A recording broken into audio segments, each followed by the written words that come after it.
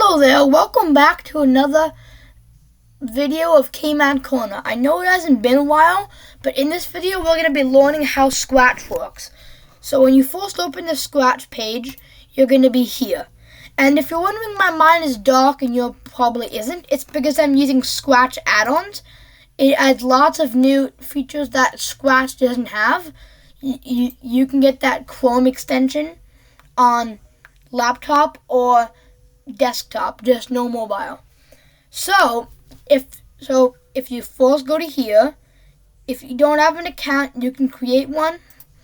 But once you first make your account, you can click create. This is your first project, so it'll be named if you're new to Scratch, it'll be named Untitled 1. So I'm just gonna name this test. You can name yours whatever you want. So this is the Scratch. It might look like a lot to you, but I'll explain it all and it will make a bit more sense. So first of all, we have blocks here. It's a block-like coding. We have a stage of the cat, and we have some more costumes of the cat. Let's first start with the blocks. There's 1, 2, 3, 4, 5, 6, 7, 8, 9 categories, but there is some extensions. But for now, we'll just look at the categories. So first is the motion. This does a block,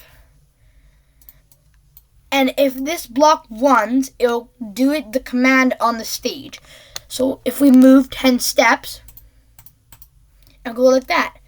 But let's say we're in the stage, we can't click it, so you know what we can do?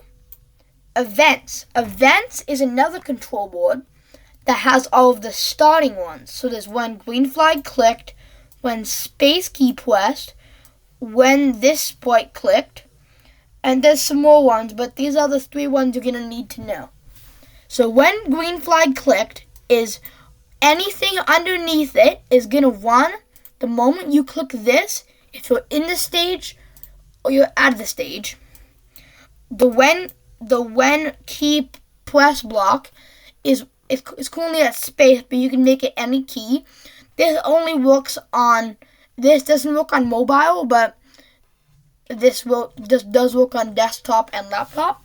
So that's all of the keys that you can type in one. Then when you click that key, it'll go off. And there's when the sprite is clicked. That is when you click the cat, the sprite is the sprite you're in. That'd be the cat. So when you click that, it starts. So we can start a command like when green flag clicked, move 10 steps. This will move it that way.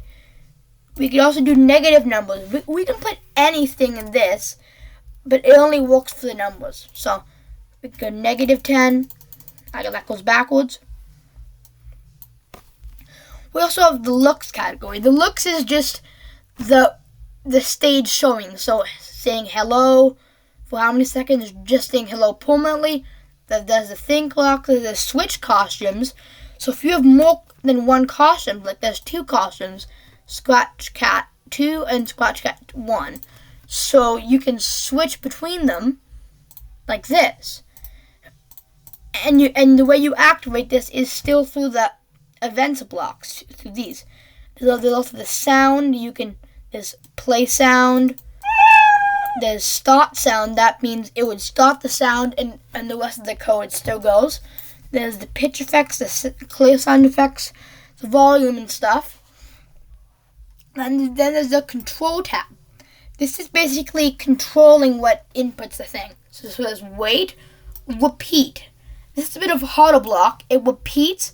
You can change this number to whatever you want, and it repeats that 10 times. There's sensing. I'll go back to control. So there's forever. This repeats it forever. There's an if. So this is a Boolean. So if we put a Boolean output like that, so if that is true, it's going to happen. But if it's not true, nothing will happen. So, and there's an if else. So if this is true, then the code here will happen. But if it's not true, the code here will happen. So that's the if else block. There's the sensing, which is mostly booleans, and some inputs. There's the answer, there's a question block. And you can learn more on this in the next episode. There's operators. There's all of the inputs, the boolean, some of them. You can read through all of them. Some make sense. The Jordan combines them. It shows the letter of the length of the apple or whatever you put there. Yeah, there's the variables. And I'll show you my blocks later. It's a bit complicated. But now let's get to the costumes tab. You can make a new costume whenever you want. You can choose a costume out of the massive Scratch library that they have. All these costumes. Or you can, instead of choosing one, you can draw one. So, you can draw one, you can download one, or you can do a surprise. Surprise I don't want to use as much, but if you want to get a surprise one that's just completely random, it'll give you a random block. So, I went over the blocks, and it shows in the stage. Now you can add more sprites and stages with this, or backdrops with this one. So the stage has multiple backdrops. Backdrops are kind of like the same, but they just don't move, and they're in the background forever. So you can get rid of that like that. Okay. And also, some quick things you need to know is if you ever see a white box like this, or if you have Scratch, I don't know, whatever box color it is, you can add another Boolean output, or no, an input box into that one, like that. And if there's a Boolean one, you can add another Boolean and keep going until you want. And that's basically just Scratch. If you guys have any questions, it would be pretty good commenting. I would answer most of your comments. And so now I'm going to try to explain to you the My Blocks category.